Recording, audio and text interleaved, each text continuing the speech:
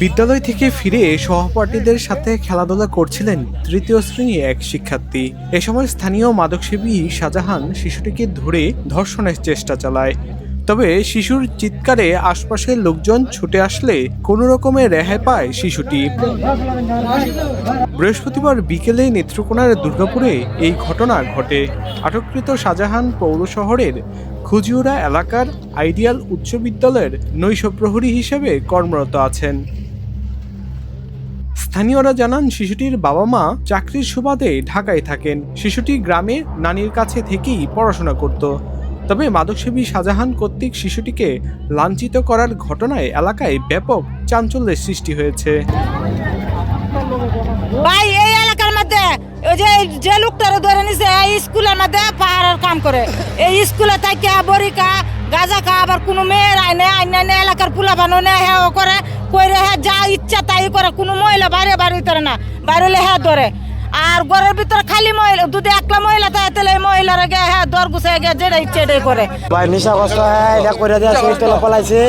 আরেকবার স্কুলের এক পাগলটা দর্শন করছে, দর্শন করে এমন করে এসব মানুষ বেটেন বাড়িতে পারে না রাত্রে বেলা। খারাপ আরেকবার কিছুদিন আগে আমরা মারছি, আমার বাড়ির ভিতরে গেল লাইট মারছে জানা দেয়া সাধারণ। আজকে তো এই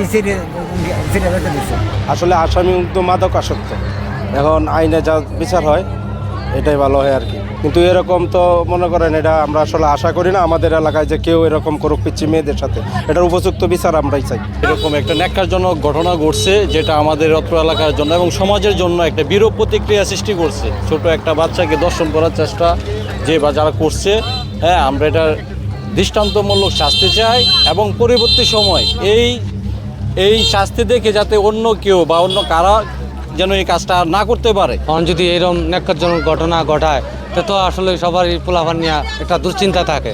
আসলে কি নিশাবানি খায় এমন করে কি করা, আপনারা এটার একটা সুবিচার সুশাস্তি তারা একটা দেন, এটাই আমরা চাই, আর কিছু চাই না আপনার কাছে।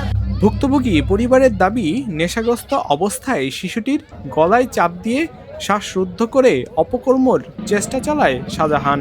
এমন ন্যাক্কারজনক ঘটনার দৃষ্টান্তমূলক শাস্তির দাবি জানিয়েছেন এলাকাবাসী সহ স্থানীয়রা। আমার নাতি হগলে স্কুলতে আইছে, আয়া খাইয়া দুলা কইতাছে আমরা খেলাধুলা করি গা।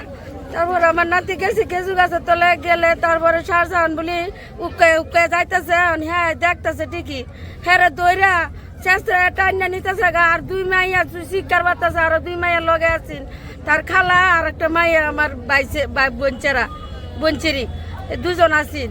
এই দুজনে বাদে শিক্ষার বাতাছে। তারপরে যে সেলিম আর যে হালিমা আয় তারে বাঁচাইছে, কয়েকে আমার সাইরা দাও আমার বাঁচাও। আমার উপযুক্ত বিচারছে, আমার নাতির আজকে মারের লাভি আমার মেয়েরে করতে দিলাম। আপনার কাছে উপযুক্ত বিচারছে। ঘটনার পরপরই অভিযুক্তকে আটক করে থানায় নিয়ে যায় পুলিশ। যদিও অভিযুক্তের দাবি সে নির্দোষ। বই পারতাছে কষা ববি, আমি তো দৌড়ছি, দৌড় থেকে পড়ে গেছে। এরপরে তার গার্জিয়ান সেলিম আইসে, আইডা লয়ে গেছে গা। 1 ঘন্টা পরে আসে পদক্ষেপ নিছে, আমি তার দর্শন করার চেষ্টা করছি।